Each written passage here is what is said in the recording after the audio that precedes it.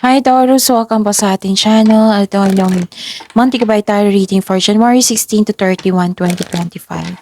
Please be reminded this is your second half of the month, January 2025. Para po sa inyo, Taurus. Please be reminded kung naka-resonate kayo, comment down. Kung hindi kayo naka-resonate, ibigay niyo pa sa iba kasi channel reading po ito.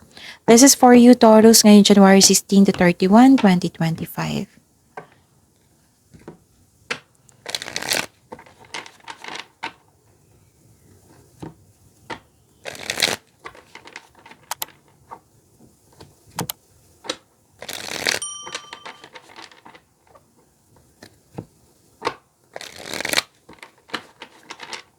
Para po ito sa inyo, Taurus, ngayong January 16 to 31, 2025. Maraming salamat po sa inyong patuloy na suporta at maraming salamat din po sa mga hindi nag-skip ng ads. Gamitin ang reading na ito bilang gabay lamang sa mga hindi pa nag-subscribe. Subscribe na po kayo at click bell notification para malaman nyo na may bago tayong video. Para sa mga gusto magpa-reading po, may lumabas dyan sa screen nyo ngayon.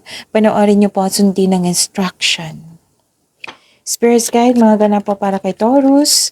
Ngayon, January 16 to 31, 2025. I need 3 cards po.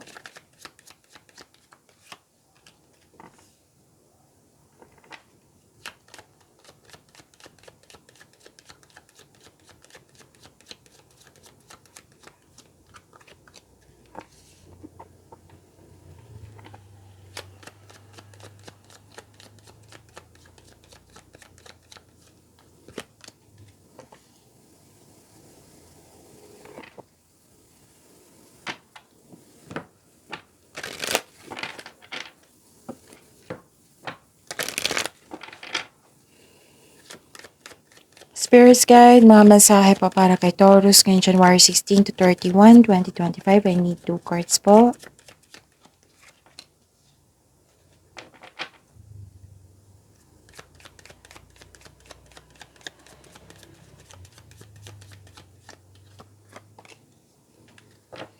Okay, Taurus.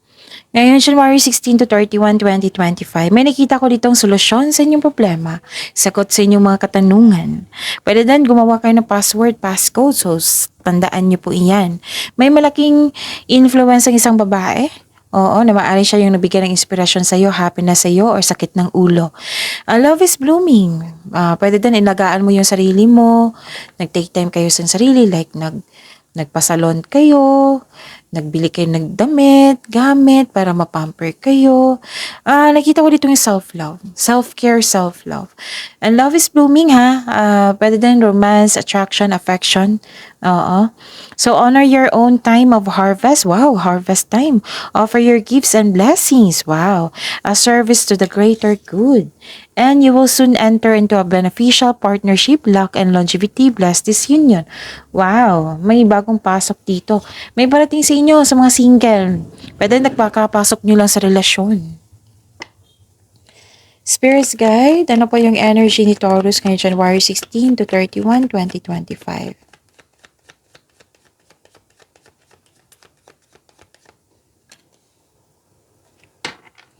And the clarification of this card po.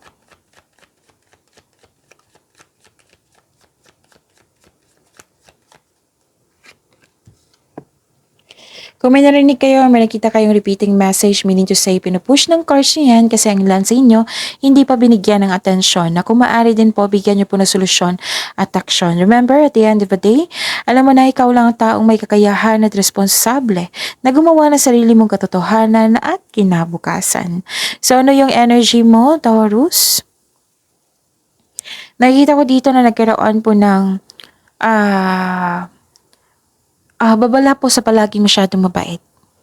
Posible din may tradisyon na masusunod like kasal, pamamanhikan, mag-take ng board exam, masteral, ganun. Basta tradisyon na masusunod. Okay? So, yun. And ano pa, magiging busy kayo ha. Nagiging creative kayo ngayong araw na ito, itong second half of the month. Wow, Manifestation, no? Granted yung manifestation mo, may parating na blessings po. This is to remind you that this coming opportunity will be used for clear intention. So, you are a very talented person. Taurus, lahat gagawin para makuha ang gusto mo. So, you are divinely guided po. With the divine assistance, all things are possible. Okay? Spirit's Guide, Career and Money po ni Taurus ngayon January 16 to 31, 2025.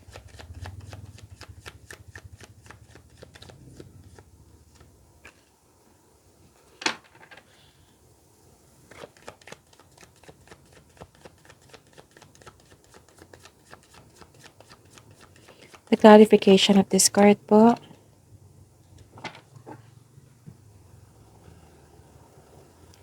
Okay.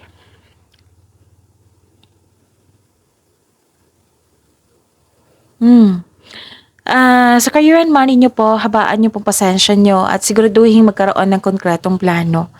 Kasi nakita ko dito na parang mabilis na paggawa ng plano, mabilis na paggawa ng desisyon, ganun. Dahan-dahan lang po magsaliksik.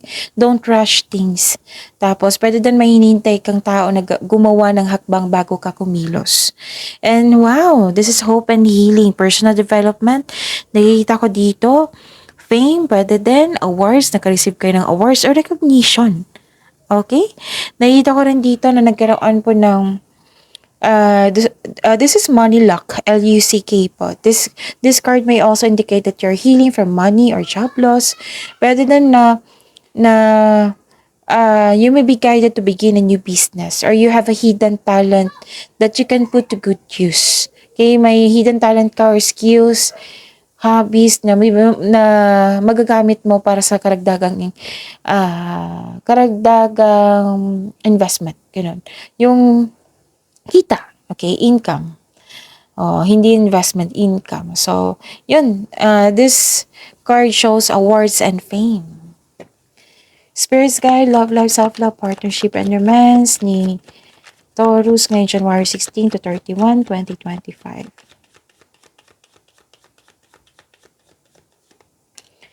The clarification of this card po.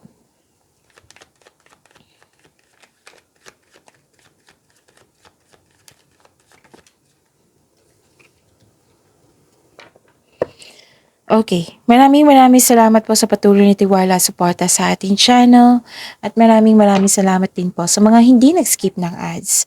Okay, sa love life, listen to your intuition. Kung mayroon kang emotional intelligence, this will lead you to the answers you need about your romantic urges.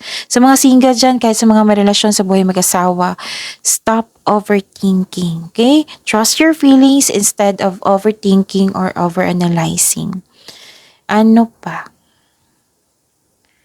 Nakikita ko rin dito na nagkaroon po ng pressured ka, exhausted ka. Oo, maaring naging perfectionist ka or may taong perfectionist. So, parang nagmamadali ka dito, Taurus. Subukan kunin mo lamang kung ano ang maaari mong kunin para hindi ka ma-burn out. Huwag kayong magpa-apekto sa intriga. Mag-ingat kayo sa taong manuloko. Lumabas po siya dito, Taurus. So, yun. Pagyamanin niyo po yung blessings na binigay sa inyo, Taurus. See you tomorrow. Please like, subscribe, and click po button for notification para updated po kayo sa daily tarot reading natin. Maraming salamat po.